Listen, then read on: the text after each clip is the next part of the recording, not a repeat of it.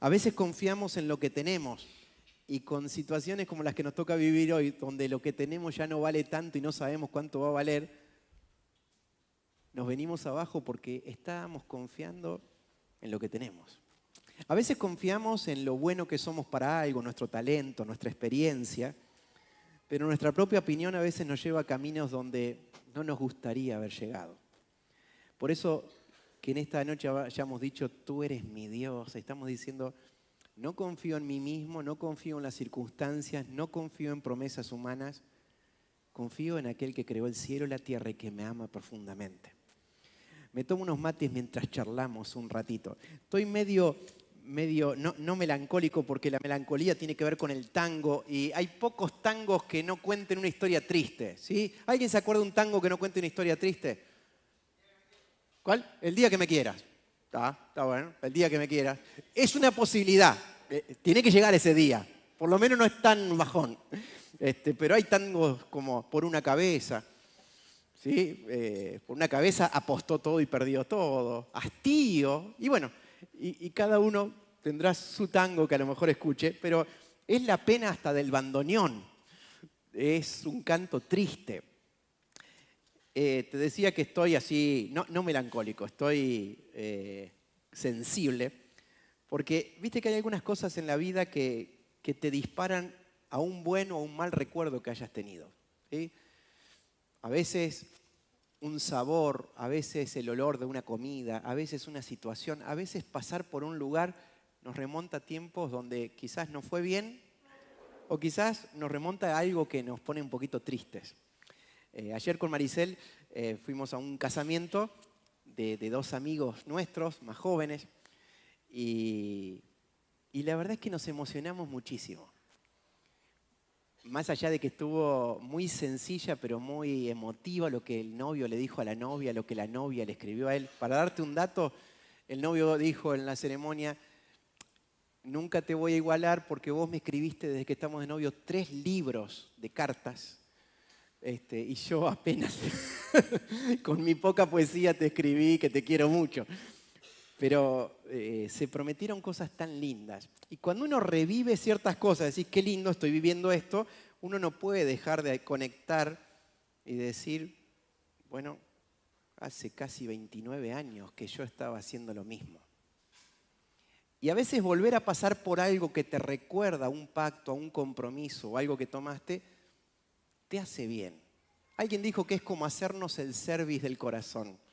Cuando volvemos a recordar algo y en vez de ponernos tristes por lo que pasó, podemos replantear el partido o renovar nuestro pacto de compromiso. En esta noche ya están los que se van a bautizar y en un ratito lo vamos a hacer. El bautismo es algo que ya lo vamos a explicar, pero quiero decirte a todos los que alguna vez se hayan bautizado, hablo de los que no se bautizaron como bebé porque no van a tener más que el recuerdo de una foto si había foto en tu época. Sí, creo que sí, pero yo hace 38 años que me bauticé. Tenía 12 años, no hagas cálculos, pero yo cuando veo un bautismo no puedo dejar de recordar cuando el corazón me palpitaba a 1000, porque yo sabía que aunque era algo simbólico, esto podía marcar mi vida para siempre.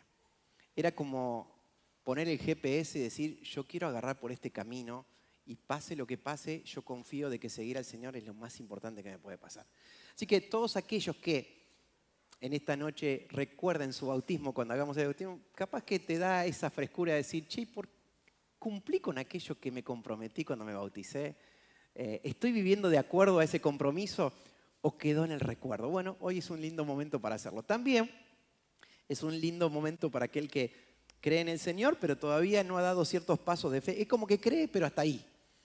El bautismo es decir, yo creo y me la juego por lo que creo. Así que quizás muchos en esta noche con algo tan sencillo pero profundo sean desafiados. Quiero que en esta noche, antes del bautismo, ya que tenemos agua, hablemos de la primer pesca de Pedro. ¿Sí? Estamos hablando de Pedro, el apóstol, el discípulo. Quiero decirte que Pedro toda la vida se dedicó a ser pescador. Como era en aquella época, Por lo general el oficio se aprendía de los padres, de los abuelos. Y era muy raro que alguien cambie la ocupación que tenía su familia porque ya estaba todo armado y no había muchas oportunidades diferentes de trabajo. No es que presentabas un currículum y te llamaban. Por lo general vos trabajabas de lo que aprendiste de chico. Así que Pedro sí habrá tenido pescas. Pero esa vez en que Jesús pasó por la playa del mar de Galilea y lo invitó a seguirlo, le dijo algo raro. Pedro, de ahora en más vas a ser un pescador de hombres. Muchas veces Dios nos habla al corazón a través de diferentes formas, principalmente a través de su palabra, y a veces no entendemos muy bien lo que quiere decir en el momento, lo entendemos de acá a un tiempo. Pero Dios, como decía mi abuela, no da puntada sin hilo. Todo lo que te dice, toda promesa, tiene algún sentido en la vida. Por eso es importante prestar atención a lo que Dios dice. ¿Por qué vamos a hablar de la primera pesca de Pedro? Porque vamos a hablar de la primera pesca en que Pedro pescó hombres. Desde que Jesús le dijo esto habían pasado 3 años y medio. Y después, en la última semana, Jesús le empieza a anticipar a los discípulos que iba a morir en la cruz. Pedro no está muy de acuerdo con esto. Jesús dice, no seas un estorbo, mira las cosas como las ve Dios. Y lo que sucede es que Jesús murió en la cruz, fue sepultado, resucitó al tercer día y por casi 40 días a sus discípulos, a los suyos, se les apareció y les enseñó de lo que iba a venir.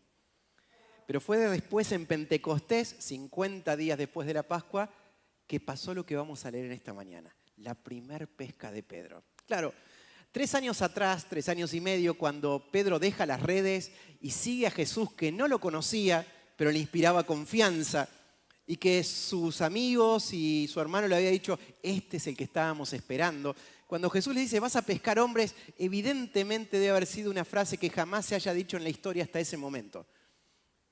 Y Pedro la guardó y no preguntó, pero llegó el día donde esto que Jesús le había dicho fue trascendente. Así que nos vamos al relato de Hechos capítulo 2. Dice así la palabra de Dios. Después de explicar varias cosas, Pedro dice, Dios levantó a Jesús de los muertos y de esto todos nosotros somos testigos. Ahora, Él ha sido exaltado al lugar de más alto honor en el cielo, a la derecha de Dios y el Padre, según lo había prometido, y le dio el Espíritu Santo para que lo derramara sobre ustedes, tal como ustedes lo ven y lo oyen hoy. Pues David nunca ascendió al cielo, sin embargo, él dijo, el Señor le dijo a mi Señor, hablando de Dios el Padre y de Jesús, el Hijo, siéntate en el lugar de honor a mi derecha hasta que humille a tus enemigos y los ponga por debajo de tus pies. Por lo tanto, que todos en Israel sepan, sin lugar a dudas, que a este Jesús, a quienes ustedes crucificaron, Dios lo ha hecho tanto Señor como Mesías. La palabra también significa Cristo. Es la misma palabra en 2 idiomas diferentes. Las palabras de Pedro traspasaron el corazón de ellos, quienes le dijeron a él y a los demás apóstoles, hermanos, ¿qué debemos hacer? Quiero decirte 2 cositas acerca de esto. Primero, que cada vez que escuchamos la palabra de Dios, o que leemos la Biblia, o que Dios nos habla de una forma significativa, y no terminamos preguntando qué tenemos que hacer, lo que escuchamos no cambió mucho nuestra vida. Cuando un profe, hoy es el día del profesor, saludos a todos los profesores, cuando un profe enseña y no hay ninguna pregunta, puede haber 2 cosas, o que todo quedó muy claro, o que nadie entendió nada. Cuando yo leo la palabra de Dios y digo, qué lindo, la leí, y no me queda una pregunta acá diciendo, ¿y ahora qué tengo que hacer con lo que leí? Algo no conectó, algo no conectó. Ahora, ¿por qué la gente se sintió como traspasada por las palabras de Pedro? Bueno, quiero decirte que en Israel había 3 fiestas en el año donde no importa el lugar donde vivas, tenías que ir hasta Jerusalén. Y para eso tenías que ahorrar mucho tiempo porque eran días y días de camino, eran días de hospedaje, de comida, era toda la familia, no había transporte, era a veces caminatas en caravanas, a veces el que tenía un poco más tenía un carruaje o algún animalito de carga. ¿Y por qué te cuento esto? Porque 50 días atrás, en la Pascua, Israel, la ciudad de Jerusalén, estaba repleta por la fiesta de la Pascua. Lo que pasó en esa Pascua fue tan trascendente porque no fue una Pascua igual donde se hacía siempre lo mismo. Todos hablaban de Jesús. Como si fuera poco, hubo como un juicio público al cual Pilato habilitó a que todos los que estuvieran por ahí quisieran participar, podrían hacerlo. ¿Y te acordás que hubo elecciones? No eran las PASO, estas eran definitivas. Así que en la Pascua, Pilato dice, acá tengo a dos. ¿A quién quiere que le suelte? A Barrabás, prendido por ser asesino y otras cosas más. Y a Jesús, el que es llamado el rey de los judíos. Y todos los que vivían en Jerusalén y los que habían venido a la fiesta, ¿vos te acordás lo que gritaron? Le dijeron a Jesús, a Pilato, fuera con ese, fuera, no quiero saber nada con él, soltalo a Barrabás. Una definición muy loca, ¿no? Así que muchos de estos que estaban escuchando lo que Pedro dijo, este Jesús al que ustedes crucificaron, ninguno de ellos había agarrado el martillo y el clavo. Pero más de uno había levantado la mano y el grito diciendo, fuera con Jesús, lo queremos a Barrabás. A veces el corazón del ser humano, por esas cosas locas de la vida, o de nosotros que nos volvemos locos, elegimos lo peor que podemos elegir. Y sabemos que está mal, pero bueno, ya está. Pero está mal lo que estás haciendo, no importa, pero ya está. Como si fuera poco, Pilato hace otra pregunta más. ¿Y qué hago con Jesús? Y todos gritan, crucifíquenlo. A los gritos. No una vez, no de una manera timidona. Bueno, si querés lo crucificás, pegale. No, como a coro, como si hubieran ensayado esa sinfónica. Todos gritaron como si estuvieran en una cancha. Crucifíquenlo, crucifíquenlo. Con bronca. ¿No le había hecho mal a nadie? Había sanado un montón de enfermos. Había acercado al Dios eterno a lo cotidiano de todos los días. ¿Por qué? Bueno, a veces los seres humanos nos masificamos copiando lo que hace la mayoría, ¿no? Pero somos libres, pero nos ponemos lo que nos dicen que nos tenemos que poner, comemos lo que dicen que tenemos que comer, tomamos lo que nos dicen. Somos tan libres que nos encanta que nos influencien en muchas cosas. Así que dice la Biblia que esto surgió de los principales sacerdotes religiosos de los judíos que empezaron a decirle a la gente, digan que hay que crucificarlo. Pidan por Barrabás. Y nadie se puso a preguntar, pero dame alguna razón. Todos dijeron, está bien. Qué fácil que somos de influenciar. No es el tema de esta noche, pero quiero que nos metamos en esto. Porque muchos de los que dijeron qué tenemos que hacer, hacía 50 días atrás, habían gritado, no lo queremos a Jesús y queremos que lo maten. Por eso, las palabras de Pedro traspasaron el corazón de ellos, quienes le dijeron a él y a los demás apóstoles, hermano, ¿qué debemos hacer? Matamos al Hijo de Dios. ¿Hay vuelta atrás de esto? ¿Hay alguna solución? ¿Cómo arreglamos este temita? Pedro contestó, cada uno de ustedes debe arrepentirse de sus pecados. La palabra arrepentimiento, vale la aclaración, no es remordimiento. Remordimiento es volver a sufrir las cosas que hice mal. Arrepentimiento es, ¿qué voy a hacer para cambiar eso? Arrepentimiento tiene que ver con cambiar de ahora en más mi forma de pensar sobre quién es Dios, sobre qué lugar va a tomar en mi vida y cómo voy a decidir lo que decido de ahora en más. Eso es arrepentimiento. Así que dice, arrepiéntanse de sus pecados, vuélvanse a Dios y sean bautizados en el nombre de Jesucristo para el perdón de sus pecados. Entonces recibirán el regalo del Espíritu Santo. Esta promesa es para ustedes, es para sus hijos. ¿Saben que uno de los lugares más lejos de donde queda Israel es Argentina? Cuando Jesús dice hasta lo último de la tierra, muchos creen que ese triangulito, ese conito de lado de América del Sur, donde nos toca vivir, es lo último de la tierra. Por las dudas tenemos también jurisdicción en la Antártida. Cuando acá dice, y para los que están lejos, es decir, para todos los que han sido llamados por el Señor Dios nuestro, estaba hablando de nosotros. ¿Sabés que aparecías en la Biblia? Mira qué loco, ¿no? Entonces Pedro siguió predicando, no se nos dice ese largo rato qué dijo, solamente se nos da la idea principal. Y les rogaba con insistencia a todos sus oyentes, sálvense de esta generación perversa. Los que creyeron, lo que Pedro dijo, fueron bautizados y sumados a la iglesia en ese mismo día como 3.000 en total. Era mucho. Todos los creyentes, esos 3.000, se dedicaban todos los días a escuchar las enseñanzas de los apóstoles, a tener comunión fraternal, a tener vida como de familia, a comer juntos, a participar juntos en las comidas, entre ellas la cena del Señor, y en la oración. Cosa muy interesante. Quiero que antes de que comencemos con el bautismo, ¿me puedo tomar este mate para medir si la temperatura del agua está igual que la del mate? Ya te cuento en un ratito. Quiero hablarte de 5 cositas muy cortitas. El poder del Espíritu Santo. Claro, Pedro no solamente que lo único que sabía hacer en su vida era pescar, era una persona que no sabía leer ni escribir, no era muy elocuente a la hora de hablar. Como si fuera poco, la noche que Jesús fue entregado, quiso defenderlo a Jesús y terminó insultando su nombre, diciendo que no lo conocía, hasta jurando que no lo conocía. Pedro confiaba en su propia fuerza, aunque Jesús le había dicho, no es con tu fuerza, Pedro, no es con tu fuerza.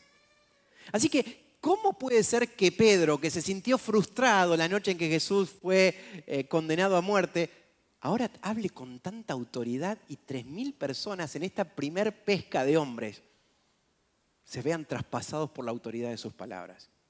Solamente por el poder del Espíritu Santo.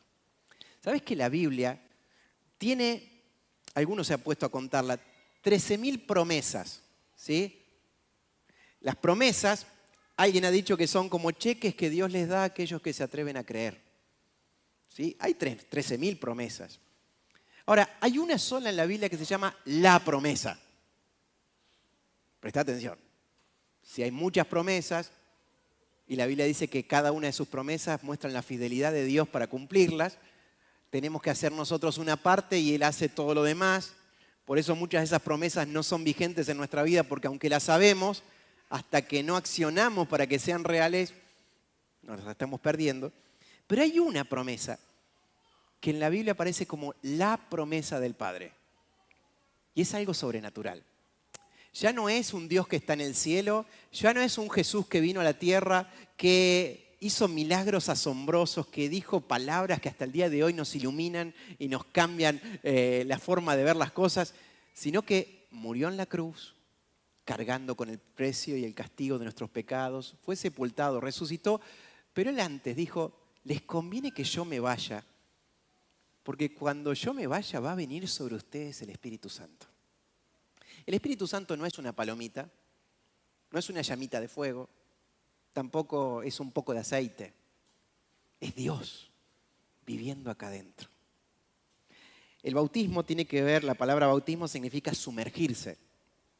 Juan el Bautista decía, yo los bautizo con agua, pero el que viene después de mí, hablando de Jesús, Él lo va a sumergir en el Espíritu Santo. Cabe la pregunta, si Pedro hizo esa primer pesca no es porque tenía olfato de pescador, sino porque una persona tosca, limitada, se dejó llenar con el poder del Espíritu Santo. Es impresionante lo que Dios puede hacer con alguien que cree y todos los días dice, Señor, yo quiero que tu promesa sea real en mi vida. Una de las cosas que dijo Jesús es, pídanle al Padre que Él sabe dar buenos regalos. Y cuando habla de los buenos regalos, aparece en Lucas capítulo 11 el regalo del Espíritu Santo. Es Dios no encerrado en un templo, es Dios no metido adentro de las páginas de la Biblia, es Dios viviendo acá adentro. Nos convertimos en templo del Dios viviente. Esto es algo sobrenatural. Es que Dios va a todas partes a donde vas, pero sobre todo empieza a hacer cosas en nuestro interior que nos transforman. Quiero decirte algo. La mayoría de todos esos que habían gritado, crucifícale, fuera con este, lo queremos a Barrabás, que escucharon este mensaje, lo único que había pasado hace 50 días atrás, lo único que ellos sabían es que Jesús había sido muerto. Lo torturaron y lo sepultaron. Hasta ahí quedó la historia. Solamente los apóstoles y algunos más, 1 Corintios 15 dice que fueron más de 500 personas, así que testigos no faltaban, lo vieron a Jesús resucitado. La mayoría de esta gente dijeron, bueno, fue un buen tipo y bueno, otro acto más injusto de la justicia humana, lo mataron. Pero cuando se enteraron de que era el Hijo de Dios, una de las tremendas verdades que hace que nuestro cristianismo sea verdadero y que no sea como cualquier otra creencia que pueda obtener el ser humano, es que nosotros no creemos en una ilusión, no creemos en un buen hombre que dijo cosas lindas, que hizo cosas lindas, pero se terminó cuando se murió. No, no, no. Es tan poderoso Jesús que le ganó en su propia cancha la muerte, enemigo al cual todos nosotros vamos a tener que enfrentar alguna vez. La Biblia dice que le ganó a Satanás en su cancha, venció por la muerte al que tenía el imperio de la muerte, le ganó. El apóstol Pedro dice en otro capítulo de Hechos, era imposible que la muerte pudiera retener a Jesús, que es el autor de la vida. ¿Sabés que si Jesús no resucitó, lo que hacemos no tiene sentido? Creer en Jesús, nuestras oraciones, la Biblia, no tiene respaldo. Ahora, si creemos que Jesús resucitó, ya no le oramos a alguien que no sabemos dónde está, si está cerca o lejos, o que tiene la pólvora media húmeda y no tiene poder para contestar. Estamos orando con alguien que tiene todo el poder en el cielo y en la tierra. Por eso cuando Pedro no solamente contó lo que pasó con Jesús y contó las profecías, dijo, este Jesús que ustedes crucificaron, resucitó. Y ahora tiene el poder más alto que existe, está a la derecha de Dios. Es el único Salvador, es el único Señor, pronto va a regresar. Y sabes, Él es el Mesías que estábamos esperando. Hay un poder en creer que Cristo resucitó. La Biblia dice que cuando creemos en la resurrección de Jesús, cuando confesamos con nuestra boca que Jesús es el Señor y creemos que Él está vivo, que resucitó, nuestra salvación es real. Porque no hay salvación verdadera si creo en un Jesús que no pudo vencer la muerte. ¿Crees que Jesús resucitó? Si Jesús resucitó, entonces nuestra fe tiene sentido. Tercer cosa, vamos más rápido. El poder del Evangelio. ¿Sabes que la palabra Evangelio significa buenas noticias? Son las mejores noticias que puede escuchar toda persona en cualquier época de su vida y en cualquier cultura donde viva. El Evangelio no es una religión. Es el mensaje más contundente. El apóstol Pablo decía, yo no tengo vergüenza de predicar el Evangelio, porque es poder de Dios para salvación. ¿Sabes que familias enteras pueden ser transformadas por escuchar esta noticia? Que alguien que no tiene más ganas de vivir, que está angustiado por todas las cosas que le ha tocado sufrir, escucha el Evangelio y es tan poderoso que la Biblia a eso le llama, es como que nace de nuevo.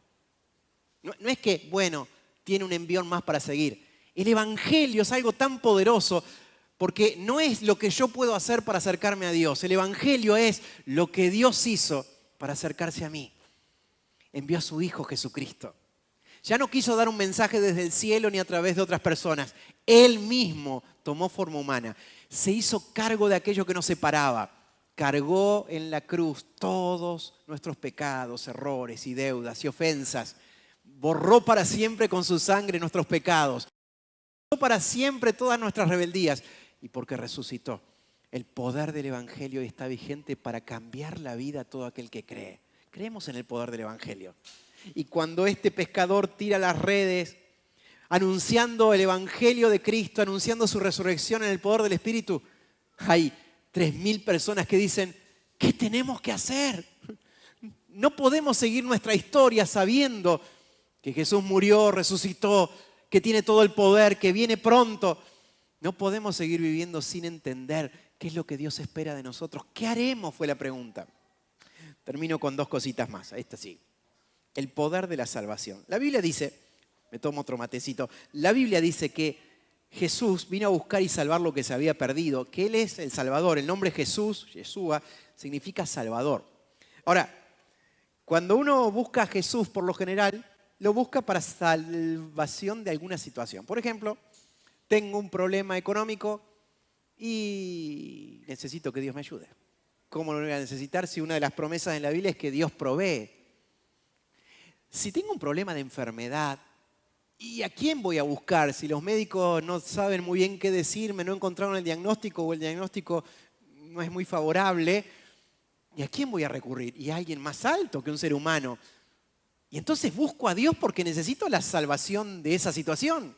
Tengo un drama familiar imposible de solucionar. Digo, Señor, voy a vos, son las tuyas, yo no puedo hacer nada. Y creemos que Dios es capaz de reconstruir, de restituir, de sanar relaciones que vienen mal desde hace tiempo. ¿De cuántas situaciones nos puede salvar el Señor? Crisis económica. Bueno, si las hay. Si conoces a alguien que tenga alguna crisis económica, por ahí te presento uno. Estamos en un país y en un mundo que está en crisis. Y cuando solamente hemos confiado en lo que podemos lograr o en lo que hemos ganado, y se viene un terremoto que mueve el cimiento de lo que confiamos y lo que nos hacía sentir seguros ya no es tan seguro, qué lindo es buscar a Dios sabiendo que Él nos sostiene. Pero, déjame que te explique 3 áreas de la salvación. Jesús no vino a sacarnos del paso. ¿Tiene poder para sacarnos del paso? Por supuesto, tiene todo el poder, pero no es su intención. No hizo ese viaje tan largo desde la eternidad hasta acá, no pagó un precio tan caro simplemente para que pueda zafar de las situaciones que todos tenemos que enfrentar. Él vino a salvarme de la eternidad. Déjame que te cuente algo. La eternidad es muy larga, demasiado larga. Es tan larga que, como decía un amigo, la eternidad es eterna. Y sí, es eso, nada más. Nuestra vida acá en la tierra es tan corta. Vos sabés que la vida se pasa rápido. Y tenemos algo acá adentro que no podemos explicar, solamente la palabra de Dios lo explica. Nuestro cuerpo tiene fecha de vencimiento, se envejece y un día va a morir. Y por más que nos cuidemos y hagamos todo el esfuerzo, no vamos a vivir mucho más de lo que vive la mayoría. Pero creemos que Jesús vino, escucha esto, a darnos vida eterna. No hablamos mucho de la eternidad. Estamos en una situación donde solamente queremos salir del paso. Me siento mal hoy, necesito sentirme bien. Estoy triste, quiero estar contento. Esas son situaciones superficiales. Ahora, si me paso la vida zafando y nunca pensé en la eternidad, estoy tomando la peor decisión de mi vida. Jesús dijo esto acerca de la eternidad. Hay 2 caminos, hay 2 puertas. Una puerta es estrecha y te conduce a un camino angosto. Ese termina en la salvación. Hay una puerta que es ancha y que te abre el camino a un camino bien amplio. No hay que cambiar mucho. Uno puede seguir en la vida como quiere. El tema es dónde termina, en la perdición. Jesús habló de que hay destino eterno. Por eso, principalmente, en la cruz, Jesús vino a salvarnos de la eternidad. ¿De qué sirve que sea un ganador en esta vida si me pierdo eternamente? Jesús decía esto. ¿De qué le sirve a una persona ganar todo el mundo si pierde el alma? Lo eterno vale más que lo pasajero. Jesús vino a salvarnos de la eternidad. Segunda cosa de la cual Jesús vino a salvarnos. ¿Viste que Pedro siguió hablando? Cada vez va tomando más color. Jesús vino a librarnos no solamente de una eternidad de perdición, vino a salvar nuestra eternidad. Él dijo, el que cree en mí tiene vida eterna. Pero el que no cree en mí se está condenando solo porque me rechazó a mí, que soy la luz del mundo. Ahora, Pedro siguió hablando y no sabemos de qué siguió hablando, sí de la idea principal. Le decía a esta gente, tienen que salvarse de esta generación perversa. Cuando está hablando de una generación perversa no está hablando, che, mirá lo que hace aquel, mirá lo que hace otro. No era un programa de chimentos, no estaba delatando a la gente que estaba ahí. Estaba hablando de un estilo de vida que es perverso. Pedro dijo esto en la primera carta. Jesús con su sangre nos vino a salvar de una forma de vida estúpida. Otra versión lo dice más tierno, vana. Es algo que no tiene sentido. El apóstol Juan lo explica de esta forma, mientras mi amiga está pasando cerca como el chavo del agua para ver si puede zambullirse sin querer queriendo. ¿Qué es vivir una vida sin sentido? ¿Qué es una generación perversa? Por supuesto que tiene que ver con un estilo de vida, con una forma de vivir que deja a Dios de lado. Que Dios es un comodín más que viene a ayudarme cuando lo necesito y si no, que no moleste ni yo lo molesto. Fuimos creados por Dios, fuimos creados para Dios. La vida no tiene sentido lejos de Él. Y el apóstol Juan dice, hay 3 cosas que debemos ser salvados en esta forma de vivir. Ya que la vida se pasa tan rápido, muchos creen que la la razón por la cual vivimos es acumular cosas. Jesús dijo, no se confundan. La vida del hombre no es la cantidad de cosas que se puede comprar. Hay gente que tiene títulos de propiedad, bienvenido sea, gloria a Dios, pero jamás pudo construir una familia. Hay gente que es exitosa en un montón de cosas, que tiene todo lo que vos y yo quisiéramos tener, pero de noche no se puede dormir, porque tiene miedo y no sabe con qué enfrentarlo. Necesita que haya ruido en la casa porque tiene miedo al silencio, porque el silencio le hace preguntar cosas que no quiere contestar, porque no quiere pegar un volantazo, porque sabe que ese camino a todos los deja vacíos. ¿Sabes? La Biblia dice que se nos pasa la vida deseando tener cosas. Se nos pasa la vida tratando de tener aquello y no está mal tener cosas. El tema es que eso sea la razón de mi vida. Es una forma muy estúpida de vivir. Vos sabés que de acá no nos vamos a llevar nada.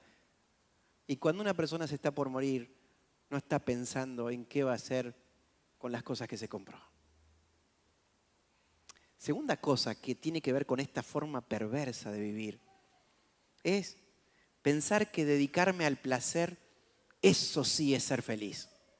Y sabes que Dios nos regaló un montón de cosas que son legítimas y están buenas y nos hacen sentir bien, pero todos nosotros sabemos de que hay un vacío en el corazón que no se llena ni con todas las drogas inventadas o por inventar, que no se llena ni con la cantidad de litros de alcohol de lo que sea, que no importa cuántas relaciones tenga, si en mi corazón hay un vacío profundo, no hay placer que pueda hacerme sentir satisfecho. ¿Sabes que es una forma de vida muy tonta, laburar toda la semana para quemar todo lo que tengo un fin de semana a ver si soy un cachito así de feliz? Es una forma muy superficial de vivir. Vivimos planificando ser felices algún día y si hoy no podemos ser felices, ese día que llegue tampoco lo vamos a poder ser, porque la felicidad es una facultad que viene cuando nos encontramos con Dios. Así que es muy perverso decir, me voy a llenar de placer, cantidades industriales de placer, cuando cada vez el vacío se vuelve cada vez más grande. Tener cosas, sentir placer. Lo último es, la Biblia le llama la vanagloria de la vida, es sentirme aceptado por los demás, tratar de ser famoso. La gente está dispuesta a hacer cualquier cosa con tal de que lo miren y lo aplaudan. Quizás tengas a algún artista famoso o conozcas a alguien que hace reír a mucha gente en público, pero cuando está en la casa es un amargo. No tiene ganas de sonreír. Los que lo conocen de cerca no quieren saber nada con él por el carácter que tiene. Hace reír a multitudes, pero él no se puede hacer reír a sí mismo. Hay tanta gente en la época de las redes que está buscando cada vez más seguidores y está dispuesto a hacer lo que sea para que alguien le comente una historia que subió. Vive para la historia, ni siquiera es una vida propia. Vive como si fuera un gran escenario. ¿Y sabes qué? Eso también es una forma estúpida de vivir. Si tratás siempre de agradar a todos, llegará el momento donde te sientas tan vacío, porque nunca le vas a caer bien a todos y porque tu razón de ser no es tratar de ser famoso. Sin embargo, es un engaño. Jesús vino a salvarnos de la eternidad, vino a salvarnos de una manera perversa de vivir que nos vacía, pero también vino a salvarnos de lo peor, de nosotros mismos. La palabra pecado significa errarle feo, tener mala puntería, tener buenas intenciones, pero errarle muy feo a lo que quería lograr. Jesús vino a salvarnos de esos deseos mezquinos y egoístas que nos engañan. Qué lindo saber de que Jesús es Salvador. Me copé hablando de esto y termino con esto. Todos aquellos que escucharon ese mensaje de Pedro y que le dijeron, ¿qué haremos? Y él le dijo, arrepiéntanse, bautícense, pidan perdón por sus pecados. El poder del Espíritu de Dios va a venir sobre ustedes. Fueron añadidas a la iglesia. Déjame que te explique esto. No es que les dieron un folletito con las actividades de la iglesia. No es que Pedro pasó diciendo, che, anoten a todos los que se bautizaron para saber el nombre y la dirección. No, no, no. No es una lista. Ser bautizados tiene que ver con sentirme parte de una comunidad que comparte el seguir a Jesús. Mira, hay ciertas cosas en la vida de nuestra relación con Dios que son muy íntimas y nada puede reemplazar el que vos agarres tu Biblia. Nada puede reemplazar tu oración. Otro puede orar por vos, pero nadie puede orar como vos tenés que orar, en lo íntimo. Podés tener la mejor música de adoración en tu casa, pero si vos no adorás, nada lo va a reemplazar. Hay cosas que tienen que ver con tus decisiones personales, con lo que haces cuando nadie te ve, con si sos íntegro en tu trabajo. Pero hay algo que solamente lo vamos a desarrollar cuando compartimos unos con otros. Los primeros cristianos oraban unos por otros, se sentaban a la mesa, tenemos que recuperar y volver a comer juntos. No solamente de un pedacito de pan en la cena del Señor, sino comer juntos. Escuchaban la palabra de Dios que enseñaban los apóstoles y compartían. Mirá, hay muchas frustraciones que nos genera esta forma de vida. Tanta gente se ve tan desilusionada, frustrada, con incertidumbre, con ansiedad. Qué maravilloso es que cuando somos bautizados, somos invitados por el Señor a compartir de un lugar que no tiene que ver con un lugar físico ni con una actividad de la reunión, tiene que ver con algo maravilloso. La Biblia llama la familia de Dios, el cuerpo de Cristo, donde cada uno tiene un lugar que ocupar y tiene algo para bendecir al otro y de ser bendecido por los demás. La pregunta que nos hacemos mientras pasan mis amigos, y ya se viene el bautismo, mis amigos son los que van a tocar, la pregunta es, ¿y por casa cómo andamos? ¿Jesús es tu Salvador? ¿De qué te salvó? Hey, ¿crees que Jesús está vivo? ¿O crees que simplemente es uno más de tantas creencias que hay en el mundo? Lo que debe sentir el corazón de Dios como Padre, a que un montón de seres humanos comparemos lo que Él hizo con su propio Hijo para salvarnos con un montón de cosas místicas que no tienen nada que ver. Hey, imagínate que vos entregás a tu propio Hijo por amor y la gente lo compara con cualquier otra creencia que no tiene fundamento ni sustento. Es la historia más apasionante de amor que pueda existir en la historia del universo. Dios, creador de todo, creó todas las cosas con su sabiduría, con su poder, y creó al ser humano a su imagen y semejanza. Le puso de su propio aliento de vida. El ser humano se alejó de Dios. Somos aquellos que tenemos la capacidad de razonar y en nuestro razonamiento empezamos a elegir cualquier cosa menos estar cerca de Dios. Y como Dios nos ama tanto, tomó cartas en el asunto. No nos podíamos salvar solos. No íbamos a entrar en razón solos. Y ahí vino Jesús. Vino Jesús a entregar su vida. El Hijo de Dios, lo más valioso del cielo, descendió para entregarse por amor a vos y por amor a mí. Para quitar de en medio lo que nos separaba de Dios y para volver a reconciliarnos con Él. Para darnos vida eterna, para darnos una vida con propósito y sentido y para librarnos de nosotros mismos. ¡Wow! ¡Qué grande que es el Señor! No es una religión, no es un credo. Estamos hablando de una persona que está viva y que tiene poder para dar vida. En esta nochecita nos vamos a preparar para este bautismo. Así que mientras suena este estribillo, yo me voy a preparar para zambullirme y en un ratito te cuento cómo sigue esto. Presta atención porque lo mejor está por venir.